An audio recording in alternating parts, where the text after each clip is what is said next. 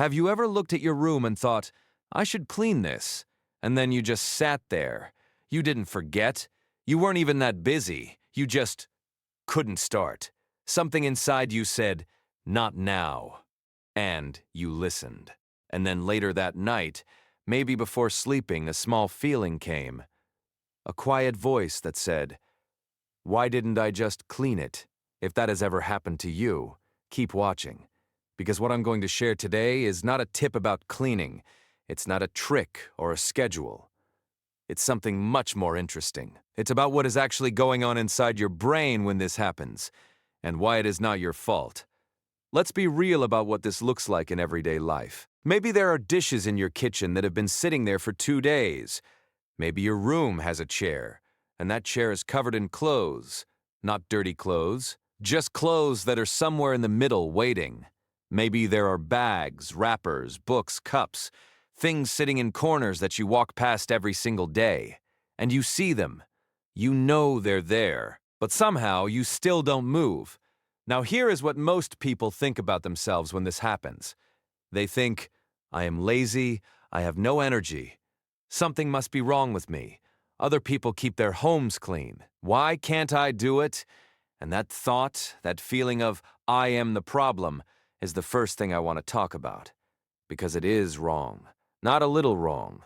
Completely wrong. And here's why. Your brain is not a machine. A machine does what you tell it to do every time, without getting tired, without feeling scared, without needing rest. Your brain is not like that. Your brain is alive, and it is always making decisions, not based on what you think is important, but based on how safe you feel, how much energy you have left, and what it has learned from your past. When your brain is tired, scared, worried, or overwhelmed, it puts up a wall between you and certain tasks. Cleaning is one of them. Not because cleaning is hard, but because your brain is already working so hard on other things, your worries, your feelings, your problems, that it has nothing left for the broom and the dishes. Think about it this way. Imagine you are holding a heavy school bag. It is full. Every pocket is stuffed. Your shoulders hurt. Your back is tired. Now someone comes to you and says, can you carry this one small notebook for me? It weighs almost nothing. Even though the notebook is small, you don't want to take it.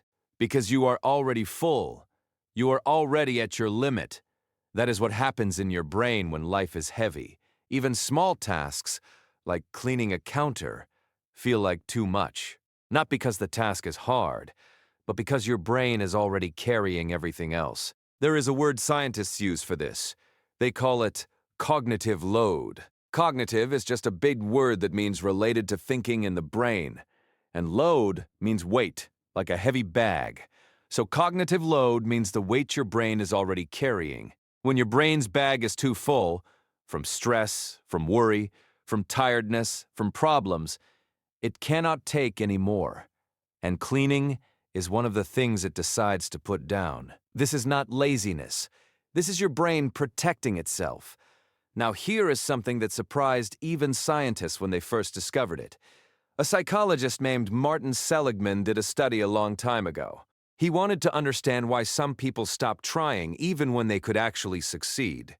What he found was this. When a person tries again and again to do something, and nothing seems to work, nothing seems to change, their brain eventually gives up. Not just on that one thing. It gives up in general. It learns a deep lesson. Trying doesn't help. So why try? Scientists call this learned helplessness. And here is where it connects to cleaning. Maybe when you were younger, you cleaned your room, and it got messy again the next day.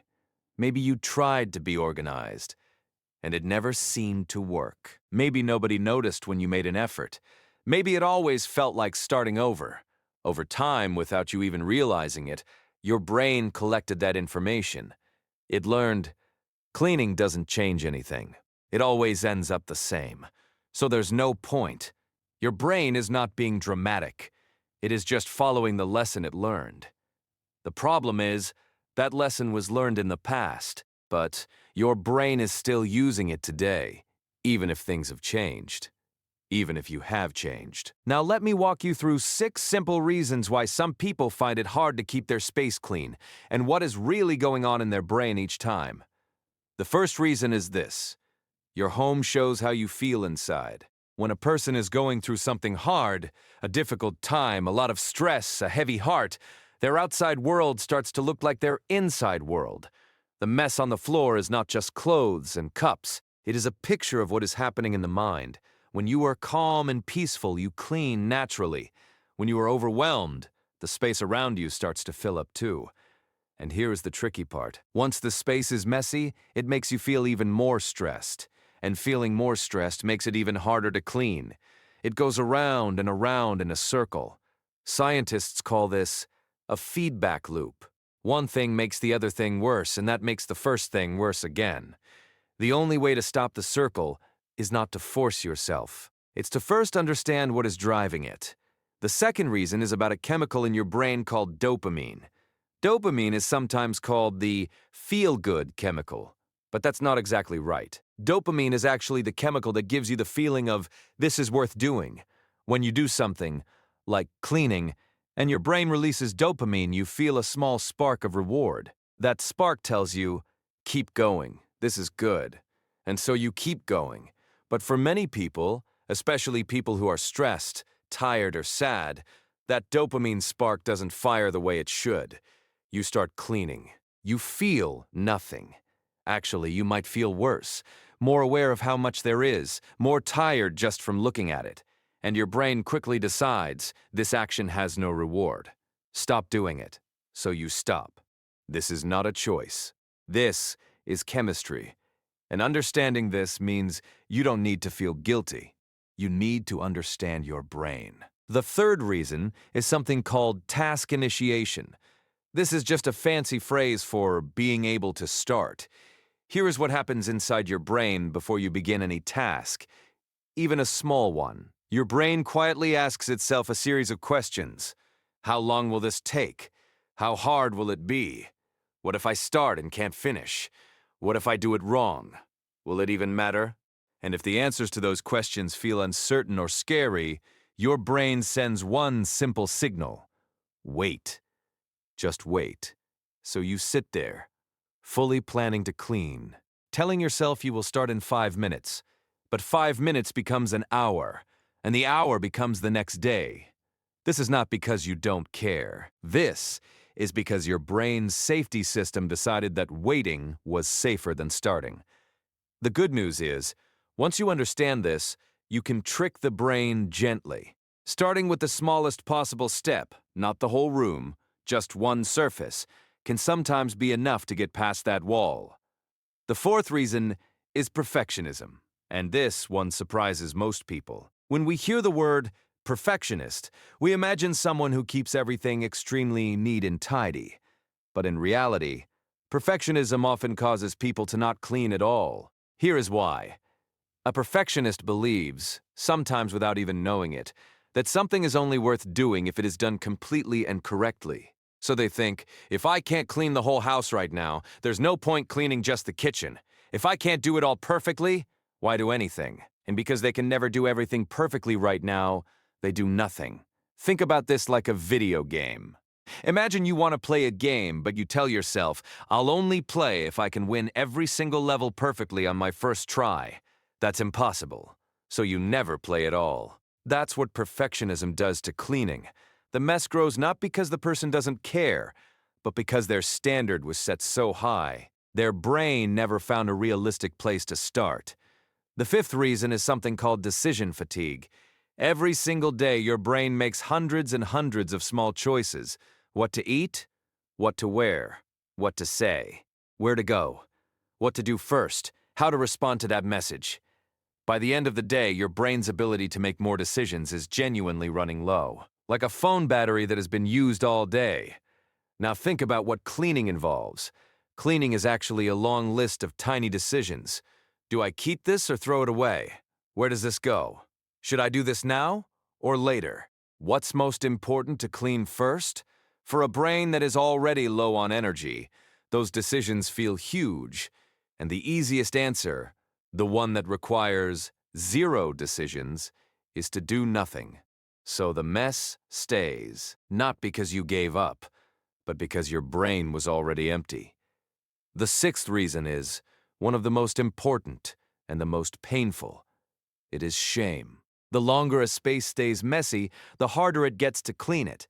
And the reason is not just because there's more to do. It's because the mess starts to feel like a story about you. It starts to feel like evidence that you are failing, evidence that something is wrong with you, evidence of everything you have not done. And shame does a very specific thing to humans. It makes us run away from the thing we feel ashamed of. So instead of cleaning the space, you avoid looking at it. You avoid going into that room. You avoid thinking about it. And because you avoid it, it gets worse. And because it gets worse, the shame gets bigger. And because the shame gets bigger, you avoid it even more. This circle is called a shame spiral. And the only thing that breaks it, the research is very clear about this, is not more effort. It is kindness toward yourself. Now I want to say something to you that I need you to really hear.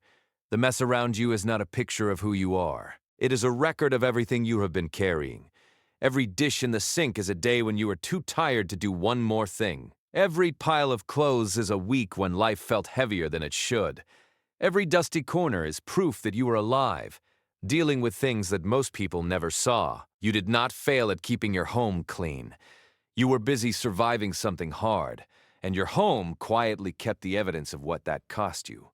That is not something to be ashamed of. That is something to be honest about. So let me say this clearly. You are not a messy person. You are a person whose brain has been managing more than it was supposed to handle alone. You are not lazy. You are someone who ran out of energy in the one place that felt safe to let go, your own home. You are not broken. You are a human being, tired, complicated, doing your best. And your brain is doing exactly what it learned to do to keep you going. The people who have clean homes every day are not stronger or better than you. They simply have a different set of pressures, a different history or structures around them that make maintenance feel possible. That is not a reason to compare yourself. That is a reason to get curious about what would actually work for you, for your brain, your life, your energy. Real change never starts with shame. It always starts with understanding. When you understand why something is happening in your brain, you stop fighting yourself. And when you stop fighting yourself, you finally have a little energy left to try something different, something small, something gentle. One surface, one corner, 1 minute. Not because the whole house needs to be perfect, but because your brain needs a tiny win to remind itself. This is possible. Your home is not a test. It is not something you are graded on. It is a space where a real person lives, a person who is tired, trying, and more than what their messy room suggests. And the path to a calmer space begins not with a mop or a to-do list. It begins with being honest with yourself about what you are really carrying, and choosing, just for today, to put a little of it down. Before you go, I want to leave you with one question. Not a hard question, just something to think about. If you stopped judging your home as a sign of who you are and started seeing it simply as a sign of what you need right now, what do you think you would need? More rest? More help? A lighter schedule? Someone who understands? Write it in the comments. I genuinely want to know. Because here at Mind Beneath, that is exactly what we do. We look beneath the surface, beneath the habits and the behaviors people judge themselves for, and we find something more honest, more human, and more true waiting underneath. See you in the next one.